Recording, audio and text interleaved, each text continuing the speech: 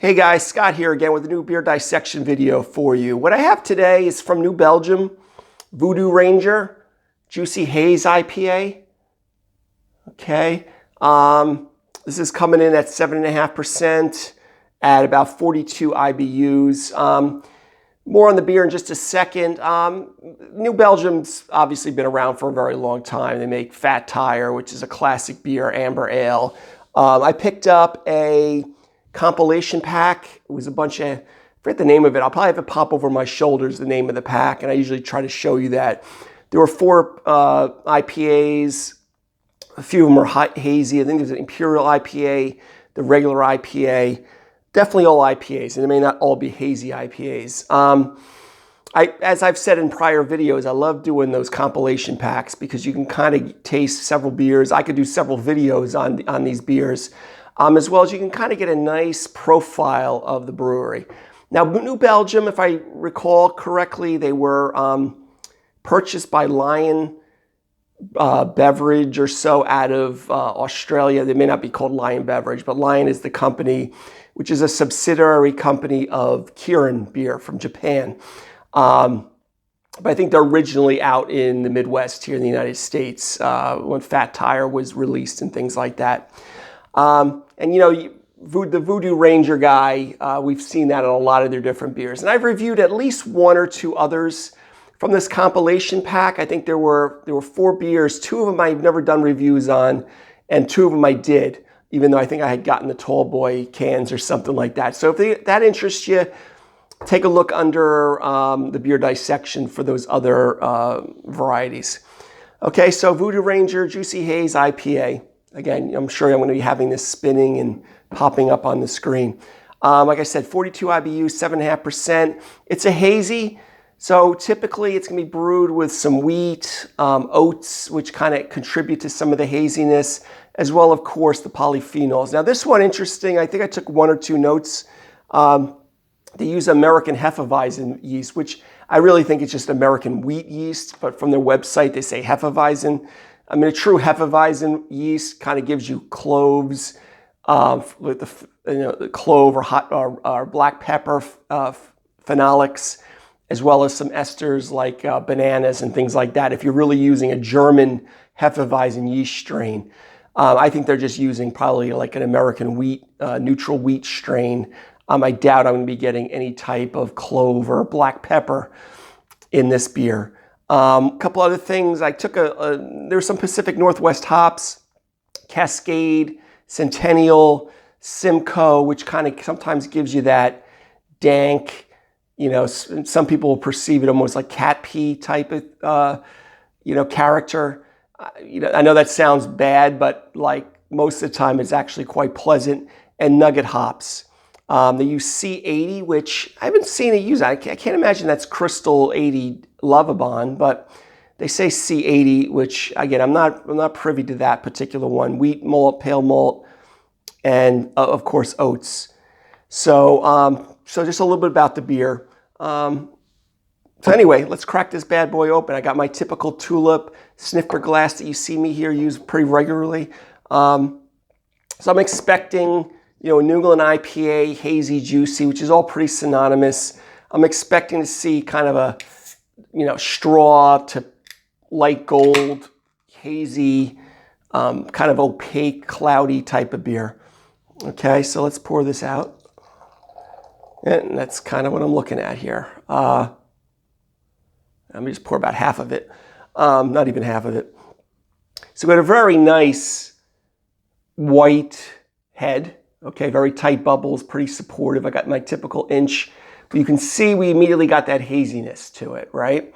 And again, as I said in most of my videos, they typically use unmalted wheat or wheat, as well as oats to sometimes create some of that cloudiness. Some of it does come from the yeast, but really a lot of the proteins and the polyphenols from the hop matter too will also create that.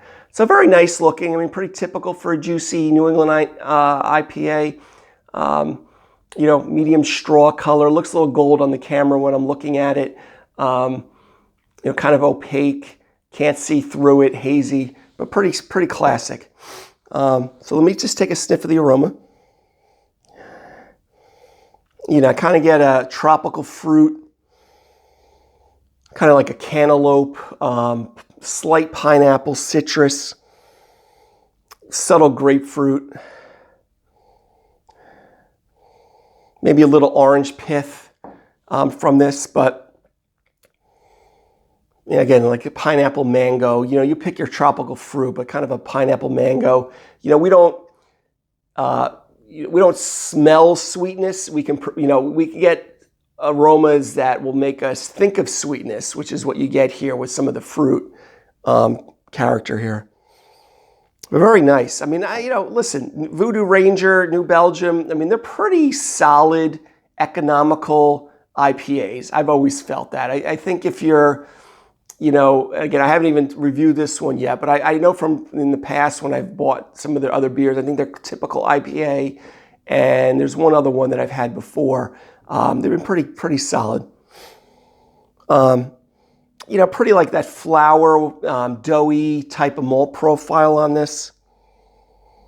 But pretty nice. Again, citrus, slight mango, pineapple, tropical fruit aromas. Okay, guys, cheers.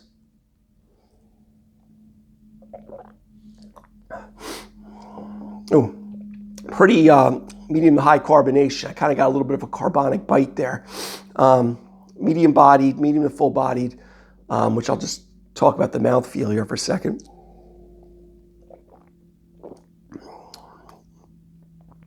Definitely a, you know, assertive, pronounced to assertive bitterness. What did I say the IBUs were? 42, which again, we're sitting just below, we're sitting in the IPA category. We're not quite in the double IPA. Remember, with New England IPAs and hazies, we only want kind of that moderate bitterness. They're usually not as bitter as your West Coast IPA and just even your American IPA. You know, those are going to be sitting easily 40, 60, and then maybe like 60 to 90. I'm a little rusty on a couple of the high parameter on the double IPA. I think you can go up as high as 100 IBUs. This sitting at 42. I wouldn't even be surprised a lot of the IBU on some of these New England IPAs are sitting like 30.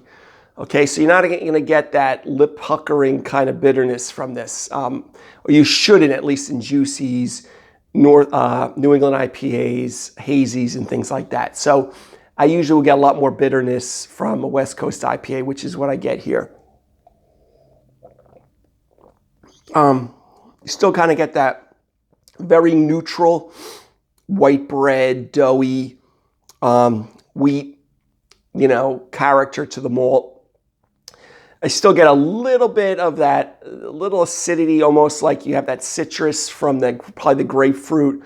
Almost kind of gives me a lemon kind of taste to it with, again, supportive with the pineapple and things like that, but very nice. Like I said, the bitterness is more moderate to maybe pronounced. You know, the carbonation bite, I'm kind of getting there a little bit. No alcoholic warmth. I mean, even though this is at, what did I say? This is at 7-something%, I believe. 7.5. It's kind of sitting usually for me right at the cusp that I start getting that warmth. But you're not getting that warmth here. Sometimes, though, the warmth can get too hot, the alcoholic warmth. That bites a little bit. That's not really what I'm getting here, which is nice. But a typical standard juicy New England IPA. You know, the flavor and the aroma hops on this, you know, compared to a lot of your smaller breweries, or I shouldn't even say smaller breweries, but a lot of your, you know, classics that you'll get up in New England and things like that will hit you a little bit more of an uppercut with the aroma of the hops as well as the flavor. This is definitely more subdued to that, but very easy drinking. I think it drinks a lot lighter than a 7.5% or whatever I just said. Probably drinking a little heavier than, say, like a Budweiser or something like that. So it does sit pretty light on the tongue. So where I would rate this is it's a good B. You know, IPA, and especially hazy. There's definitely a lot better out there. Especially if you want a lot more pronounced hop flavor and aroma. I know even some guys locally here, you know, do a lot better with the fruit bombs. But if you're looking for something that you can find very easily on most of your store shelves at your grocery store, that's pretty consistent, this beer, as well as from what I can recollect reviewing some of these Voodoo Ranger beers from New Belgium, you really can't go wrong. It's a nice staple having a refrigerator. A company drops by and you want a few beers hanging around. But you will find beers that are better, okay, than that. But you're also probably paying, you know, $16, $20, $24 for, you know, even a 4-pack of those beers. This, I think, the 12-pack, it was roughly 20 bucks. So you weigh things. I don't always like to rate a higher mass-produced beer against some of the nano farm breweries, in the sense that, you know, you want to weigh things. That's why I kind of explain it sometimes in kind of a roundabout fashion, to kind of put a beer like this in perspective. But very nice. You know, like I said, pretty neutral malt profile. White bread, wheat, dough, floury, hops, you know, a little mango, tropical fruit, pineapple, grapefruit, and like maybe a slight orange pith on there to add a little tartness to it. So anyway, guys, you know, pairing a typical IPA, won't spend a lot of time on pairing on this particular beer, but, you know, your typical cheddar cheeses goes well, blue cheeses, you know, some of your Southwest fare would be great with this. Tacos and fish with some Southwest seasoning and things like that would be fine with this. So anyway, guys, Voodoo Ranger Juicy Haze IPA, pretty solid beer. I would recommend it. You will find better out there, but again, like I said before, you know, pretty solid standard beer that you can find pretty readily and very economical too. Okay, guys, till the next beer dissection video, have a great day. Take care.